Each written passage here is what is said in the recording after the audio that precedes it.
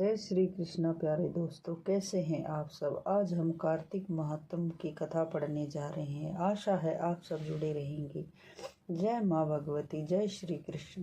नैमिषारण्य तीर्थ में श्री सूत जी महाराज 88,000 शौनक आदि ऋषियों से बोले, अब मैं आपके सामने कार्तिक महत्व की श्रेष्ठ कथा कहता हूँ, जिसे सुनकर मनुष्य सब प्रकार के पापों से छूट जाता है। सूत जी कहते, श्री कृष्ण जी से आज्ञा लेकर नारद जी के चले जाने पर सत्यभामा प्रसन्न होकर श्री कृष्ण जी से बोली, हे नाथ, मेरा जीवन सफल हो गया। मेरे पिता भी धन्य हैं, जो आपकी 16,000 रानियों में से मैं सबसे अधिक प्रिय हूँ। मैंने वह कल्प वृक्ष आदि आपके साथ नारद जी को विधि पूर्वक दान में दे दिया, परंतु वही कल्प वृक्ष आज मेरे घर में लहरा रहा है, जिसकी बात को मृत्यु लोक में कोई स्त्री नहीं जानती। हे स्वामी, अब मैं आपसे पूछना चाहती हूँ, विस्तार पूर्वक कहिए, जिसे सुनकर मैं अपने हित कार्य करूँ, जिसके करने से कलपवर्तन भी आप मुझसे दूर न हो सके। सूत जी कहते हैं, सत्यभामा के ऐसे वचन सुनकर श्री कृष्ण जी हंसने लगे और सत्यभामा की बाह पकड़कर कल्प वृक्ष के नीचे ले गए। बोले, हे प्रिय, 16,000 स्त्रियों में मुझे तुम सबसे प्यारी हो। तुम्हारे लिए देवता और देवराज इंद्र से भी मैंने युद्ध किया। उस समय अद्भुत वार्ता को सुनो।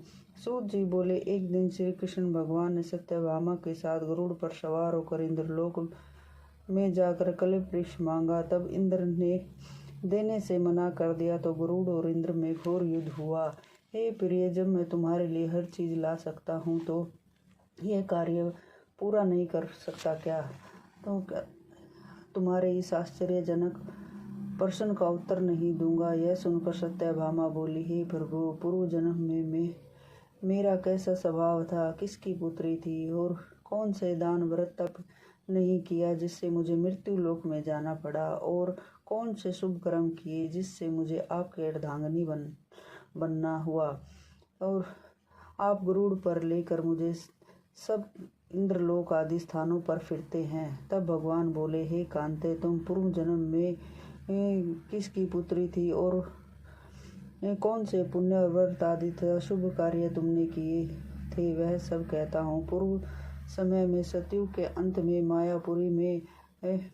मायापुरी में अत्रि गोत्र के वेदों और यज्ञों का दान करने वाले देव शर्मा नाम का ब्राह्मण था। वह रोज अतिथियों की सेवा, हवन और सूर्य भगवान की पूजा करता था, इसलिए सूर्य की समान तेजस्वी था। वह उस ब्राह्मण के बुढ़ापे में एक गुणवती नाम की कन्या हुई। उसका विवाह उस पुत्रहीन ब्राह्मण ने अपने चंद्र नाम के शिष्य के साथ कर दिया। वे दोनों पिता पुत्र की तरह रहने लगे। एक समय वे दोनों कुशा और समिधा लेने के लिए वन में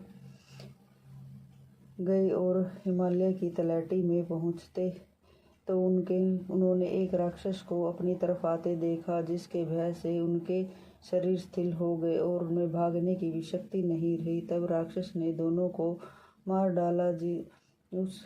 उनके धर्मात्मा होने के कारण मेरे पार्षद उनको बैकुंठ ले आए, क्योंकि उन्होंने आजीवन सूर्य की पूजा की थी, इसलिए मैं दोनों पर अति प्रसन्न था। तब वे दोनों विमान पर चढ़े हुए सूर्य के समान तेजस्वी रूपवान चंदन और माला धारण किए बैकुंठ में आए। तब मेरे पास दिव्य भोगों को भोग रहे हैं। बोलो श्री कृष्ण भगवान की जय।